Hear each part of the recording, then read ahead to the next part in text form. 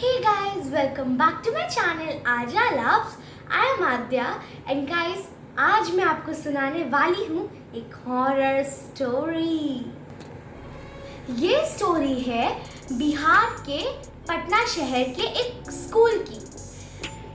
मैं उस स्कूल का नाम तो नहीं बता सकती, तो बात करते हैं उस स्कूल के स्ट्रक्चर की। 5 फ्लोर्स का था। 4th फ्लोर पे जो है वो ग्रेड 8th से लेकर के ग्रेड 10th तक के बच्चे रहते हैं।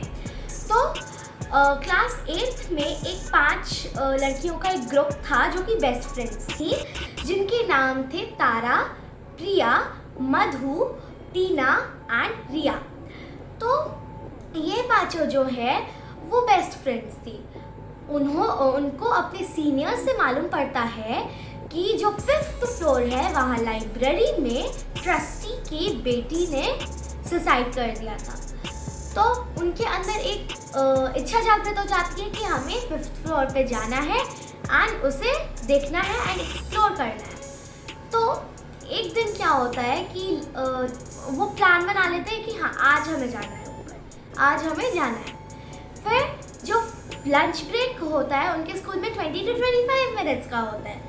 तो उस 20 to 25 मिनट्स में सारे टीचर्स, सारे स्टूडेंट्स, सब कोई नीचे ग्राउंड में चला जाता है लंच करने के लिए एंड उसके बाद खेल के वापस ऊपर आ जाता है। तो उसी बीच में वो 5 लड़कियां क्या करती हैं कि चली जाती हैं उस फ्लोर पे। एंड उस दिन क्या होता है कि वहाँ के जो गार्ड थे उनकी तबीयत खराब थी तो वो नहीं आते हैं।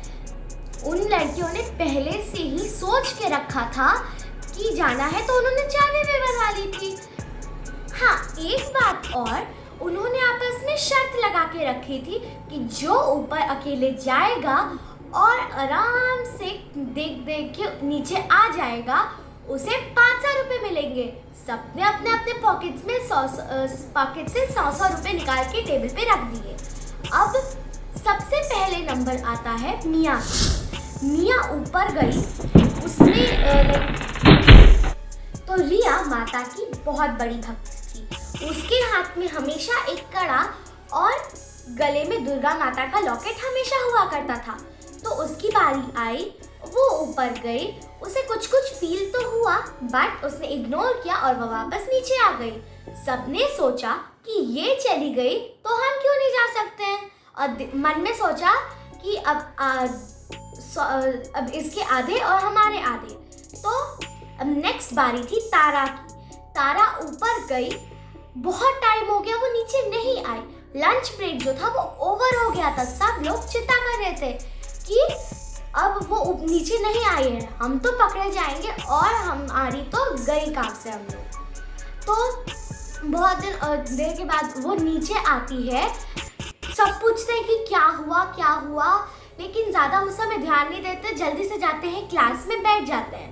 कुछ देर के बाद जो प्रिया है वो वापस आई उसके पास, तारा के पास, और बोलती है उसके कंधे पे हाथ रख के कि क्या हुआ, तुम ब्लैंक क्यों हो, तुम्हारी प्रॉब्लम क्या है, तुम जब से नीचे आई हो तुम बहुत ही ज़्यादा ब्लैंक दिख रही हो।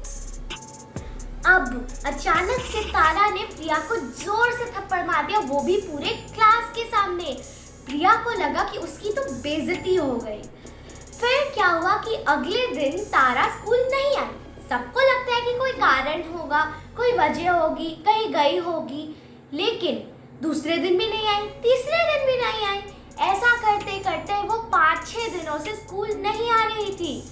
फिर क्या हुआ कि अब नेक्स्ट डे प्रिया गई तारा के घर पे देखने के लिए क्यों नहीं आ रही है, कहीं उसकी तबीयत तो खराब नहीं हो गई है। तो उसकी मम्मी बाहर आती है, तारा की मम्मी बाहर आती है। अब जो तारा की मम्मी ने प्रिया को बताया, वो सुनते ही प्रिया के पैरों तले जमीन खिसक गई। तारा की मम्मा ने बताया कि तारा बहुत ही अजीब सा बिहेव कर रही है उस दिनों के बाद।